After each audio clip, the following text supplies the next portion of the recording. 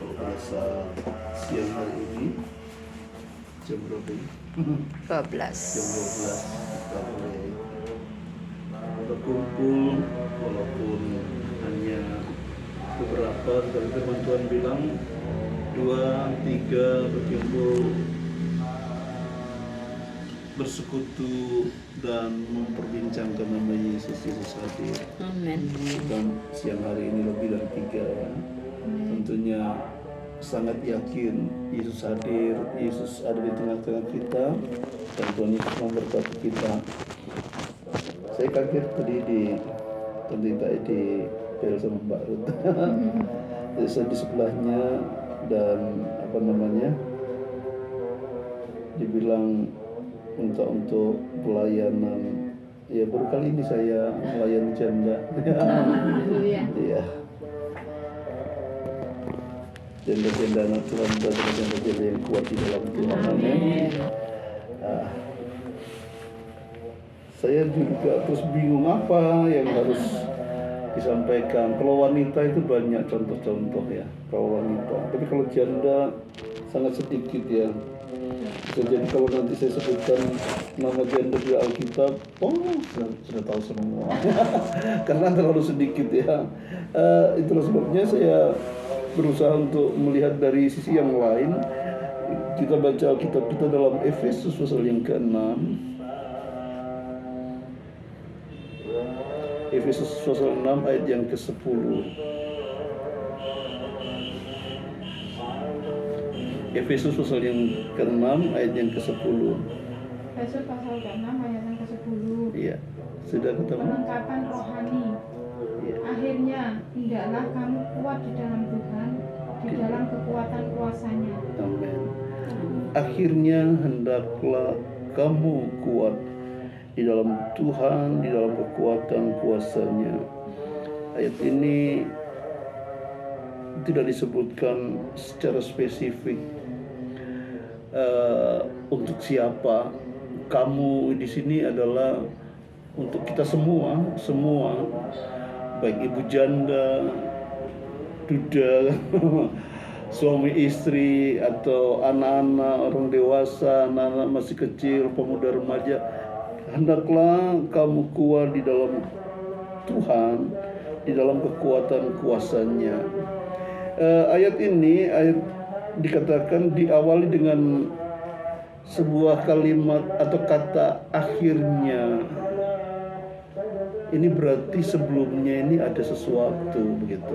Ada nasihat-nasihat, ada beberapa nasihat yang disampaikan oleh Rasul Paulus, terus dikunci atau disimpulkan dengan diawali sebuah kalimat atau kata akhirnya. Nah, kita mau melihat sebelum kenapa Rasul Paulus berkata akhirnya hendaklah kamu kuat di dalam Tuhan.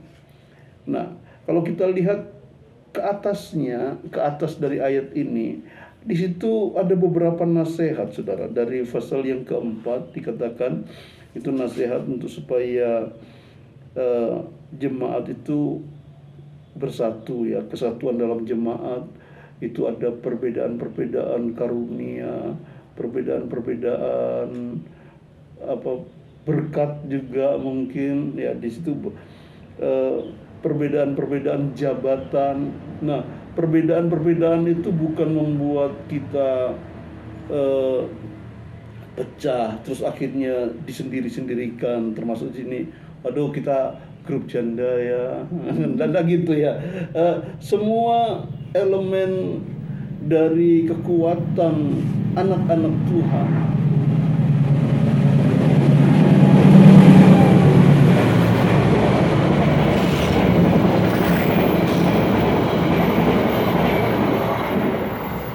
baru bisa tidur ya.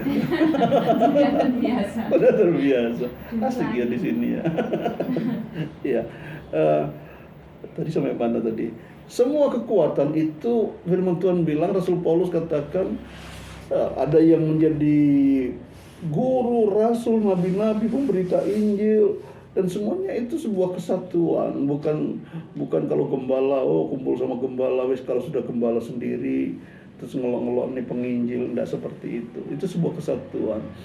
Demikian juga di dalam gereja Tuhan, kita bersatu, satu, karena yaitu nanti diakhiri dengan akhirnya tadi itu ya, kesatuan. Nasihat untuk supaya bersatu, nasihat untuk menyadari aku punya kekuatan dari Tuhan di bidang ini, ya, kamu di bidang yang lain, oh sama, berarti kita sama-sama dipakai oleh Tuhan dan semuanya itu saling memperlengkapi. Ya, saya tidak terangkan terlalu banyak. Itu nasihat Rasul Paulus.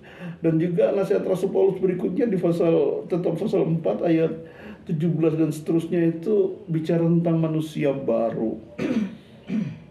Nasihat supaya hidup kita menjadi orang-orang yang diperbaharui di dalam Tuhan.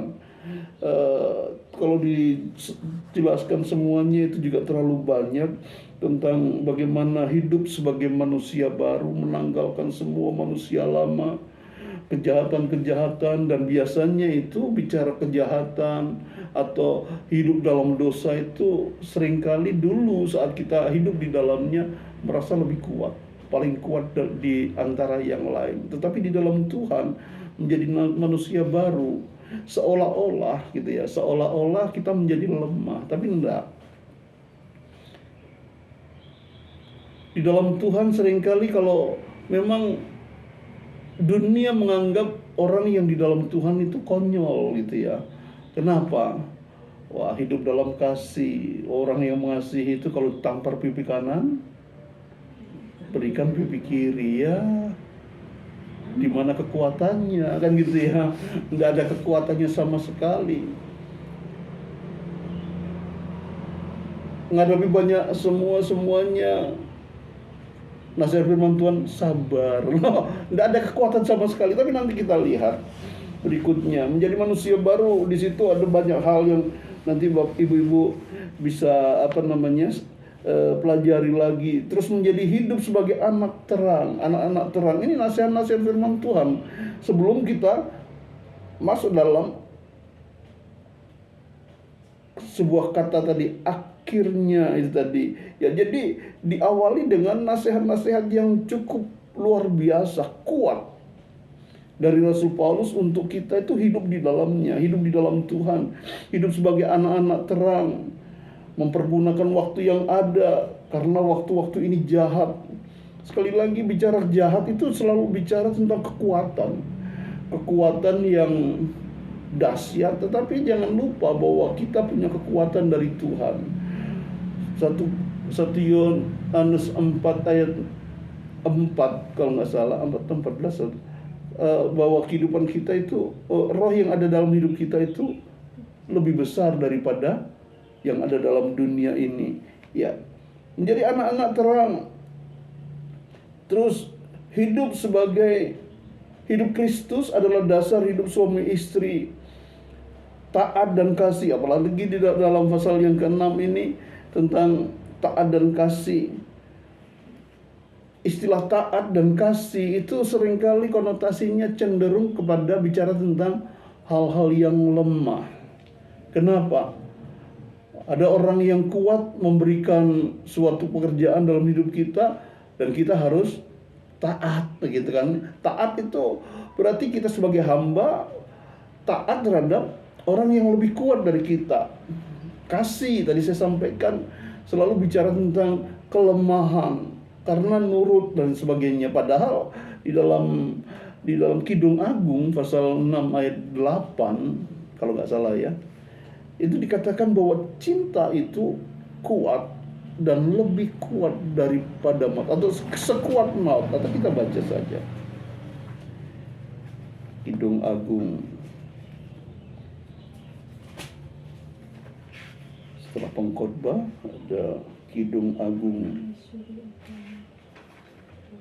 pasal 8 ayat yang ke-6. Taruhlah aku, Kidung Agung 8 ayat yang ke-6. Taruhlah aku seperti meterai pada hatimu, seperti meterai pada lenganmu. Karena apa? Cinta itu kuat seperti maut. Kegairahan Gigi seperti dunia orang mati, nyalanya adalah nyala api, dan seterusnya. Seperti nyala api Tuhan. Nah,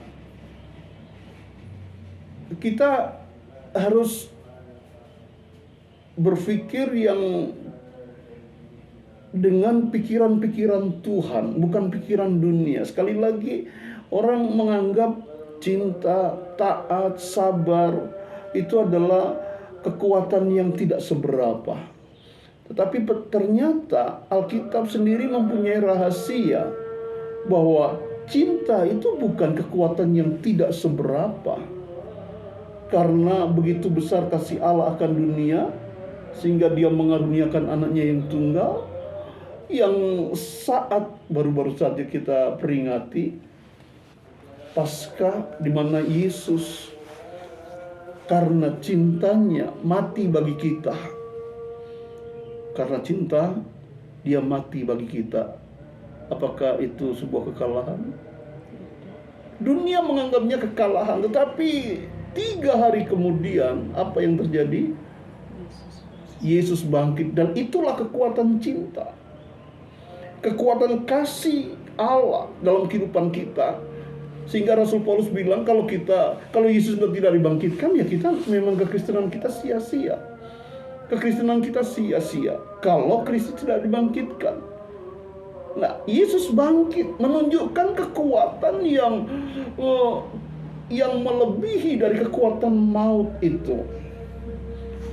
Nah, itulah sebabnya, dari nasihat-nasihat firman Tuhan yang panjang itu di dalam Efesus pasal yang keempat, 5 dan seterusnya, pasal 6, diakhiri dengan nasihat taat dan kasih yang saya katakan konotasinya lemah tadi itu. Rasul Paulus berkata, karena itu akhirnya hendaklah kamu kuat di dalam kekuatan kuasa Tuhan.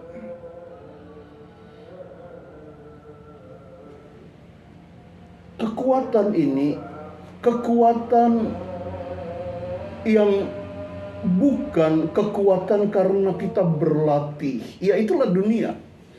Dunia untuk mengasah kekuatannya harus dengan melatih tubuh dari awalnya biasa-biasa, dengan berlatih berolahraga, akhirnya badannya bagus. Anak saya yang nomor 2 dulunya ceking, kurus, enggak ada apa-apa. Sekarang badannya bagus sekali karena sering olahraga ya. Sepak bola, futsal, hampir semua olahraga, bidang olahraga semua diikuti. Sampai saya sama tantitanya, aduh ini gimana, setiap malam pulang sampai malam olahraga malam hari ya. Kadang kita sudah tidur, dia baru datang. Ya, dengan kekuatan itu cenderung karena berlatih sehingga terbentuk body badan yang bagus, kekuatan yang bagus, tendangan yang bagus, pukulan yang bagus, apalagi semua serba bagus. Tetapi kekuatan di dalam Tuhan, saya seringkali pakai ayat itu dalam Yesaya 40 ayat yang ke-31, dikatakan orang-orang yang menanti-nantikan Tuhan. Itu kekuatan anak-anak Tuhan itu bukan karena bagaimana kita rajin mengolah badan kita dengan semua kekuatan fisik kita. Dikatakan, mungkin Mbak Ru bisa bacakan ayat 31-nya. Tetapi orang-orang yang menanti-nantikan Tuhan mendapat kekuatan baru. Mereka seumpama Raja Wali yang naik terbang dengan kekuatan sayapnya. Mereka berlari dan tidak menjadi lesu. Mereka berjalan dan tidak menjadi lelah. Iya. Dan kalau kita lihat ayat sebelumnya bagaimana? Ayat yang ke-29. Dia memberi kekuatan kepada yang lelah dan menambah semangat kepada yang tiada berdaya. Iya, itu dari Tuhan. Terus setelah itu Orang-orang muda 30. Orang-orang muda menjadi lelah dan lesu, iya, dan teruna-teruna jatuh tersandung. iya. Bukankah orang-orang muda itu adalah orang-orang yang simbol kuat, ya, simbol kekuatan. Teruna itu juga ya taruna atau teruna, ya orang-orang muda juga. Dikatakan jatuh tersandung, orang-orang muda bisa lemah lesu, tapi kekuatan dari orang-orang yang menanti-nantikan Tuhan. Dan saya terjemahkan dengan menanti-nantikan Tuhan itu orang-orang yang tadi di dalam nasihat Rasul Paulus di dalam pasal yang ke-4, 5, dan 6 menjadi pelaku firman Tuhan, punya kekuatan baru. Kekuatan barunya itu lebih dari kekuatan anak-anak muda dan teruna-teruna. Mereka seumpama raja wali yang naik terbang dengan kekuatan sayapnya. Ada kekuatan baru dari Tuhan. Akhirnya hendaklah kamu kuat di dalam kuat kuasanya, di dalam kekuatan bersama dengan Tuhan. Rahasia kekuatan anak-anak Tuhan bukan terletak kepada bagaimana fisik kita, bukan terletak kepada bagaimana hikmat kita, kepintaran kita. Oh, aku sudah belajar dengan segala-galanya. Oh, aku sudah mempelajari ini dan itu. Oh, berarti aku punya kekuatan. Tapi kekuatan dari Tuhan, kekuatan anak-anak Tuhan, bagaimana kita mengandalkan Tuhan lebih dari semuanya. Ada seorang ibu janda. Nah, ini sekarang juga bicara janda. Ya, contohnya satu, terlalu banyak nanti ya kalau terlalu sedikit, makanya saya carikan satu aja. Seorang ibu janda, dia hidup dekat dengan Tuhan. Setelah dia ditinggal suaminya, dia apa yang dikerjakan cuma dia hidup di dalam rumah Tuhan. Ayo kita baca di dalam Lukas pasal yang ke-3. Ada yang tahu siapa ini? Seorang ibu janda, Ibu Hana. Lukas pasal 3.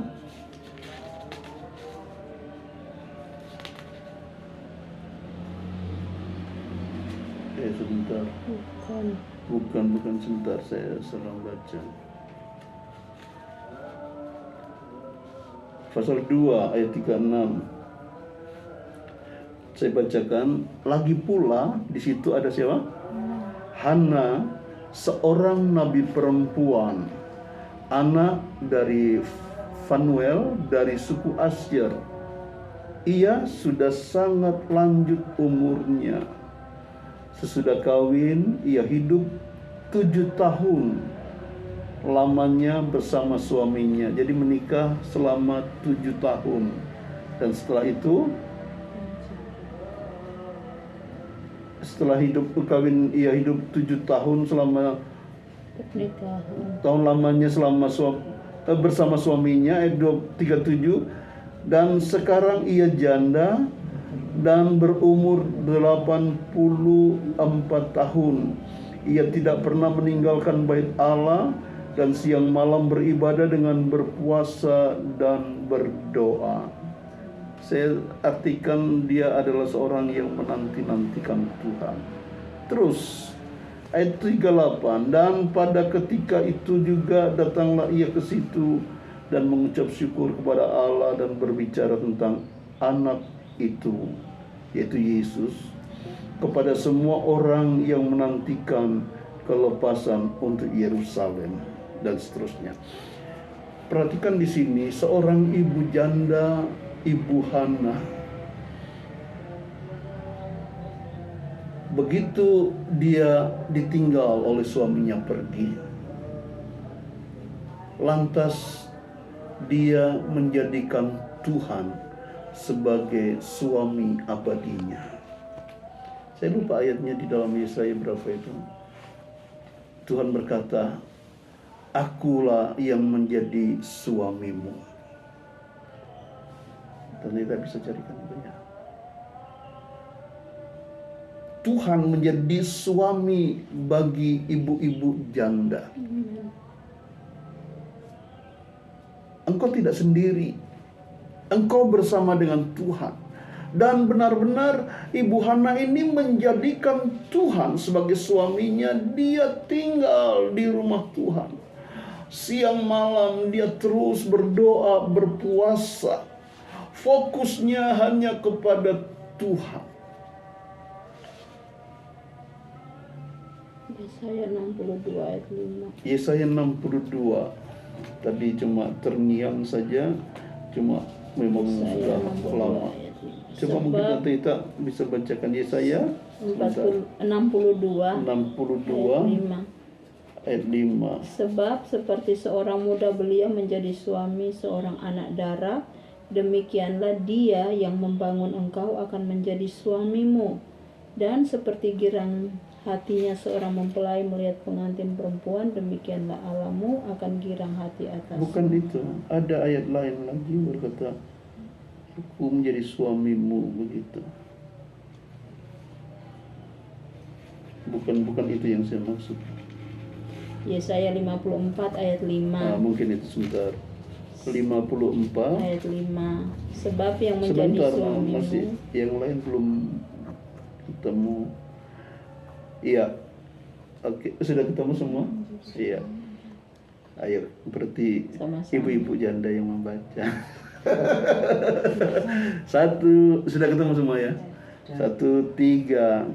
Sebab yang menjadi suamimu ialah dia yang menjadikan engkau, Tuhan semesta alam namanya. Yang menjadi penebusmu ialah yang Maha Kudus, Allah Israel, ia disebut Allah seluruh bumi. Amin. Apa masih ada yang pengen nikah lagi?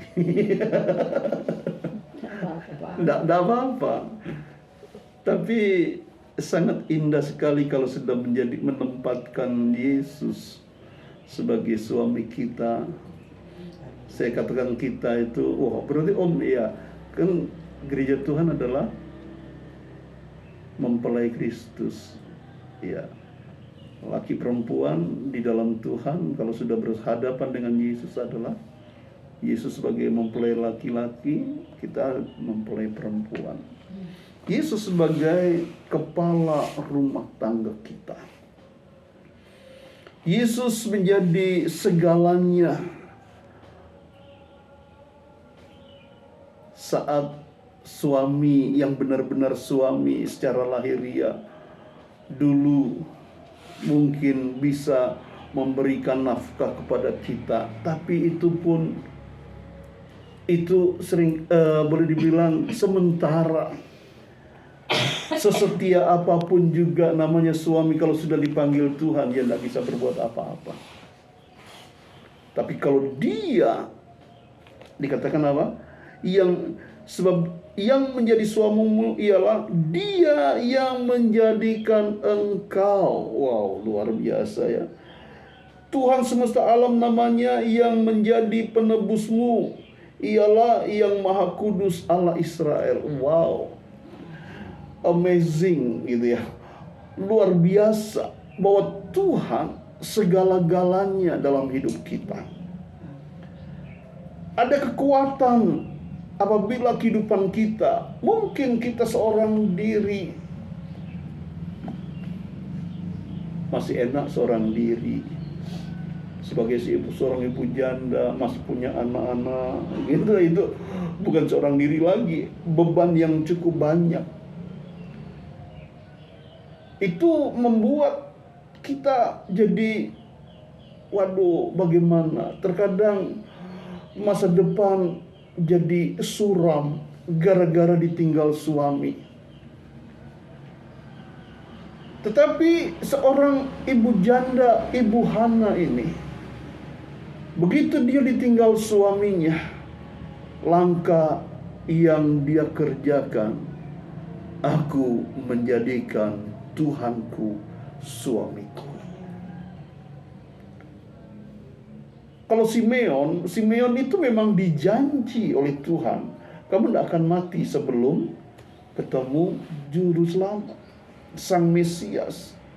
Dan akhirnya Simeon benar-benar ketemu. Tapi Ibu Hana ini belum sempat mendapatkan berita bahwa dia nanti akan mati setelah bertemu dengan Tuhan. Tetapi catatan Alkitab, dari pergumulannya dengan Tuhan, begitu dia melihat Yesus, dia melihat apa yang akan terjadi dalam kehidupan Yesus ini. Sampai akhirnya dia seorang nabiah, sampai akhirnya dia bernubuat tentang bagaimana Yesus nanti akan mati di salib. Pedang akan menembus tubuhmu. Seorang ibu yang hidup dekat dengan Tuhan langsung tahu masa depan, langsung tahu apa yang akan terjadi karena dia hidup dekat dengan Tuhan. Ibu Hana dekat dengan Tuhan. Dia punya kekuatan yang luar biasa. Dia bisa memandang ke depan. Yang terjadi adalah bangsa Israel dibebaskan. Ada sang pembebas yang saat ini tak gendong bersama aku. Aku bertemu di rumah Allah. Ibu-ibu janda bertemu Tuhan di rumah Tuhan. Ibu janda Hana bertemu dengan Yesus, bayi Yesus di rumah Tuhan. Saat dia senang-senangnya hidup dekat dengan Tuhan, menjadikan Tuhan sebagai suaminya satu-satunya. Berdoa, berpuasa dia lakukan terus dengan setia. Dia mendapatkan anugerah yang tidak semua orang mendapatkan itu. Tentunya ibu-ibu saat ini juga mau mengalami kehidupan seperti Ibu Hana ini. Mendapatkan sesuatu dari Tuhan. Tidak ada perkara mustahil.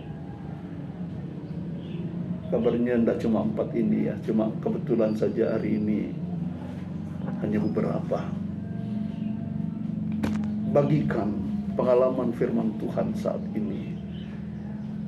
Nanti ke saat ketemu dengan yang lain, jadikan Yesus sebagai suami kita. Di Kalambret ada seorang ibu janda yang akhirnya menjadikan sebuah pujian itu menjadi pujian pribadinya. Dia menjadikan Yesus sebagai suaminya. Dia berkata, lagu kesukaanku ini Om, apa? Ada satu sobatku yang setia. Dia merasakan Yesus benar-benar setia. Dia merasakan bagaimana suaminya waktu itu setia menolong dia, memelihara dia dengan kedua anaknya. Anaknya waktu itu masih sekolah. Ditinggal suaminya kalang kabut, saudara, kayak orang gila. Sampai jalan kaki tidak tahu sampai ke Trenggalek. Tidak tahu mau apa. Aduh, masa depanku suram. Tapi saudara, ibu-ibu yang ada kesaksian, secara manusia dia ditinggal dengan tidak punya penghasilan apa-apa.